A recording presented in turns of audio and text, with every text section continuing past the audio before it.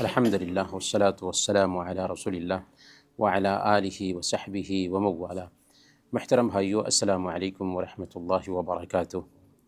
سورہ البقرہ کی تفسیر جاری ہے اور آج ہم انشاءاللہ سورہ البقرہ کی آیت نمبر 104 کی تفسیر جانیں گے۔ اللہ تعالیٰ فرماتا ہے: اعوذ باللہ من الشیطان الرجیم، بسم اللہ الرحمن الرحیم، یا ایہا الذین آمنوا لا تقولوا راعنا وقولوا انظرنا واسمعوا وللکافرین عذاب علیم۔ اے ایمان والو، تم نبی صلی اللہ علیہ وسلم کو راعنا نہ کہو بلکہ انظرنا کہو، یعنی ہماری طرف دیکھیے، ہماری سنتے رہا کیجیے، اور کافروں کے لیے دردناک عذاب ہے۔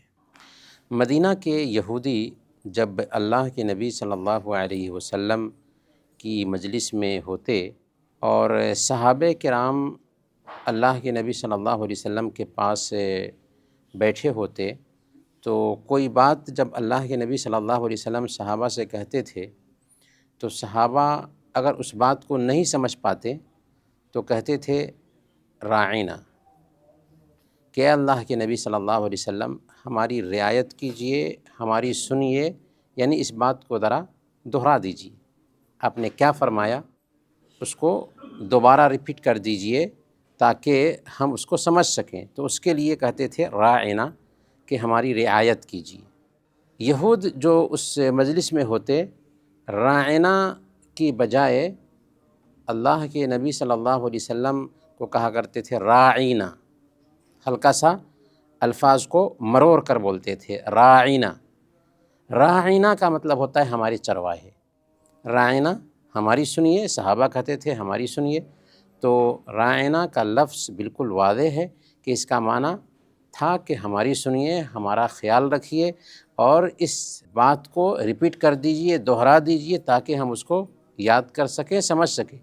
لیکن یہودی جو ہے نا، اسی لفظ کو راعینا کہتے تھے کہ ہمارے چرواہے، یا رعونت سے ہے کہ احمق انسان، حماقت کے معنی میں لیا جاتا تھا۔ تو گویا کہ اللہ کے نبی صلی اللہ علیہ وسلم کا اس لفظ کے ذریعہ مذاق اڑاتے تھے۔ اللہ تعالیٰ نے کیا کیا؟ اللہ تعالیٰ نے ایمان والے صحابہ سے خطاب کیا اور کہا کہ اے ایمان والو، راعنا کہہ کے اللہ کے نبی صلی اللہ علیہ وسلم کو خطاب مت کرو، بلکہ کہو انظرنا، اے اللہ کے نبی صلی اللہ علیہ وسلم ہماری طرف دیکھیے۔ وَلِلْكَافِرِينَ عَذَابٌ عَلِيمٌ، اور کافروں کے لیے دردناک عذاب ہے۔ بات سمجھ میں آئی؟ یعنی اللہ کے نبی صلی اللہ علیہ وسلم کی مجلس میں صحابہ ہوتے، کوئی بات نہیں سمجھ میں آتی تو صحابہ کہتے تھے راعنا، یعنی اے اللہ کے نبی صلی اللہ علیہ وسلم ہمارا خیال کیجئے، ہماری رعایت کیجئے، ہماری بات سنیے، اس بات کو ریپیٹ کیجئے، راعنا کہہ کر کے پکارتے تھے۔ تو یہود جو ہے نا، راعنا کے بجائے راعینا کہتے تھے اللہ کے نبی صلی اللہ علیہ وسلم کا مذاق اڑانے کے لیے، اور راعینا کا مطلب ہوتا ہے ہمارے چرواہے۔ تو اللہ تعالیٰ نے منع کر دیا، کہا کہ نہیں، یہ لفظی استعمال مت کرو، بلکہ اس کے بدلے کہو انظرنا، اے اللہ کے نبی صلی اللہ علیہ وسلم ہماری طرف دیکھیے، ہمارا خیال کیجیے۔ واسمعوا، اور سنو، یعنی غور سے سنو، یعنی جب مجلس میں بات ہو رہی ہو تو ایسے سنو کہ انظرنا کہنے کی بھی نوبت نہ آئے۔ غور سے سنو گے تو سوال کرنے کی بھی نوبت نہیں آئے گی، اور یہ کہنے کی بھی نوبت نہیں آئے گی کہ آپ میرا خیال کیجئے، اس بات کو ریپیٹ کر دیجئے۔ تو اللہ رب العالمین نے صحابہ کرام کو اس آیت کریمہ میں اللہ کے نبی صلی اللہ علیہ وسلم کے ساتھ معاملہ کرتے وقت ادب سکھایا کہ راعنا کے بجائے انظرنا کہو اور بات پر دھیان دو۔ اس میں سب سے پہلی بات جو سمجھ میں آتی ہے وہ یہ ہے کہ شریعت میں ایک قاعدہ ہے سد ذریعہ۔ سد ذریعہ کسے کہتے ہیں؟ کہ کوئی کام بذات خود جائز ہو، لیکن وہ جائز کام حرام کام کی طرف پہنچا سکتا ہونا، تو اس جائز کام کو بھی روک دیا جائے گا۔ جیسے یہاں پر دیکھیے کہ صحابہ کے لیے راعنا کہنا جائز تھا کیونکہ رائنا کا واضح مفہوم ہے کہ ہمارا خیال کیجیے، ہماری رعایت کیجیے، لیکن اسی رائنا لفظ کو غلط معنی پہنا دیا جا رہا ہے، رائنا کہہ دیا جا رہا ہے، تو اس لیے اس لفظ کے استعمال سے روک دیا گیا۔ تو لفظ کا استعمال جائز تھا، لیکن اس سے غلط معنی نکالا جاتا ہے، اس لیے صحابہ کو منع کر دیا گیا کہ رائنا کہنے کی بجائے انظر نہ کہیے۔ اس سے حوالے سے بہت ساری مثالیں ہم کو شریعت میں ملتی ہیں۔ اللہ تعالیٰ نے فرمایا وَلَا تَسُبُّوا الَّذِينَ يَدْعُونَ مِن دُونِ اللَّهِ فَيَسُبُّوا اللَّهَ عَدْوًا بِغَيْرِ علم۔ جو لوگ اللہ کے علاوہ دوسروں کو معبود بنا رکھے ہیں ان کو برا مت کہو، ورنہ وہ اللہ کو جہالت کی وجہ سے برا کہیں گے۔ یعنی جو آدمی مورتیوں کی پوجا کرتا ہے، مورتیوں کو برا کہنے میں کیا حرج ہے؟ نارمل انداز میں ایک انسان مورتیوں کی پوجا کرتا ہے تو ہم کہہ سکتے ہیں کہ مورتی کی پوجا کیوں کرتے ہو؟ مورتی کی پوجا بالکل عقل میں آنے والی بات نہیں ہے، لیکن اللہ تعالیٰ نے ان کے جذبات کو ٹھیس پہنچانے سے منع کیا، اور مورتیوں کی پوجا کرنے والوں کو برا کہنے سے منع کیا کہ ایسا نہ ہو کہ وہ اللہ کو برا کہنے لگے۔ تو یہاں پر برا کہنا تو جائز ہے، لیکن اگر ہم ان کو برا کہیں گے تو وہ اللہ کو گالی دینے لگیں گے، اس لیے اس سے منع کیا گیا ہے۔ اسی طریقے سے اللہ کے نبی صلی اللہ علیہ وسلم نے صحیح بخاری اور صحیح مسلم کی روایت کے مطابق بیان فرمایا کہ کچھ چیزیں شریعت میں شبہہ میں ڈالنے والی ہیں، اس لیے شبہہ کی چیزوں سے بچو تاکہ تم اپنے ایمان کو اور اپنے دین کو بچا سکو۔ تو شبہہ میں ڈالنے والی جو چیزیں ہوتی ہیں، ایسا نہیں ہے کہ الٹپ وہ حرام ہی ہیں، ہو سکتا ہے جائز ہو، لیکن شبہہ والی چیز ہے تو اس کے قریب مت جاؤ، کہ ایسا نہ ہو کہ حرام کام کا ارتکاب کر بیٹھو۔ تو کہنے کا مطلب یہ ہے کہ کبھی کبھار کوئی چیز جائز ہوتی ہے، لیکن وہی چیز ہم کو ناجائز راستے کی طرف لے جائے نا، تو اس کا دروازہ بند کر دیا جاتا ہے۔ ایک موٹی سی مثال لیجئے، قرآنی آیات کے ذریعہ تعویذ بنانا۔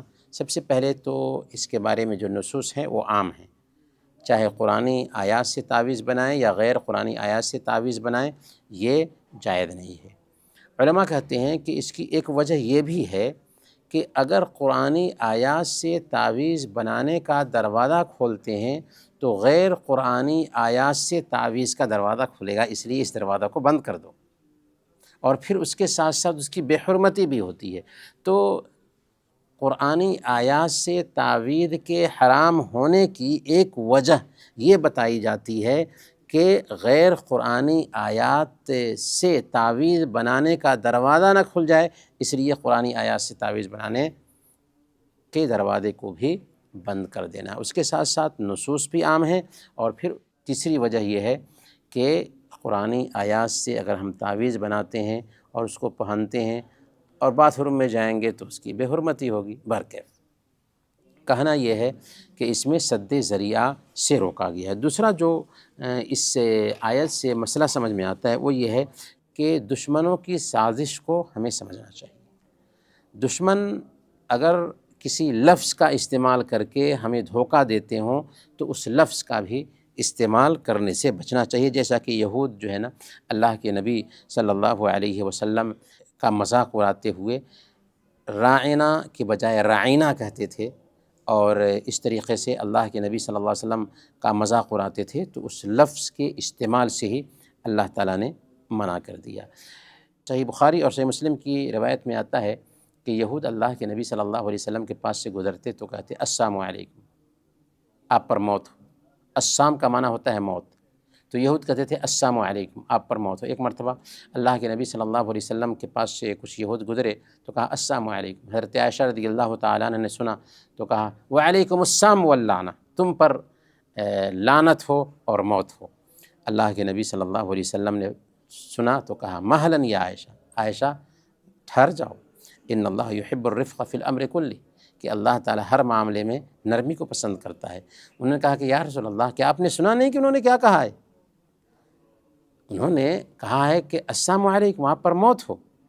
تو اللہ کے نبی صلی اللہ علیہ وسلم نے کہا لقد قلت وعلیکم، عائشہ میں نے سنا ہے، اسی لیے میں نے کہا وعلیکم، کہ تم پر بھی موت ہو۔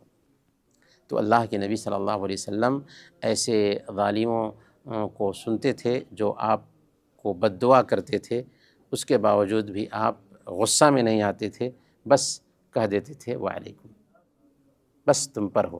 تو کہنے کا مطلب یہ ہے کہ اگر کوئی آدمی ہمیں ستاتا ہے، پریشان کرتا ہے، تو ہمیں اللہ کے نبی صلی اللہ علیہ وسلم کا اخلاق اختیار کرنا چاہیے۔ اخیر میں اللہ تعالیٰ نے فرمایا واسمعوا کہ انظرنا کہو، اور انظرنا کہنے کی نوبت نہ آئے، اس کے لیے اللہ کے نبی صلی اللہ علیہ وسلم کی مجلس میں ہو تو غور سے سنو، باتوں پہ دھیان دو، تاکہ انظرنا کہنے کی ہی نوبت نہ آئے۔ اور رائنا مت کہو، کیونکہ رائنا کا استعمال غلط طور پر یہود کرتے ہیں اور اللہ کے نبی صلی اللہ علیہ وسلم کا مذاق اڑاتے ہیں۔ وَلِلْكَافِرِينَ عَذَابٌ أَلِيمٌ، اور کافروں کے لیے دردناک عذاب ہے۔ اس میں یہ بات سمجھ میں آتی ہے کہ اللہ کے نبی صلی اللہ علیہ وسلم کی شان میں اگر کوئی آدمی گستاخی کرتا ہے تو اس کے لیے دردناک عذاب ہے، دنیا میں بھی آخرت میں بھی۔ انہی باتوں کے ساتھ آج کا درس ختم کرتے ہیں۔ وصلی اللہ علی نبینا محمد وعلی آلہ وصحبہ اجمعین۔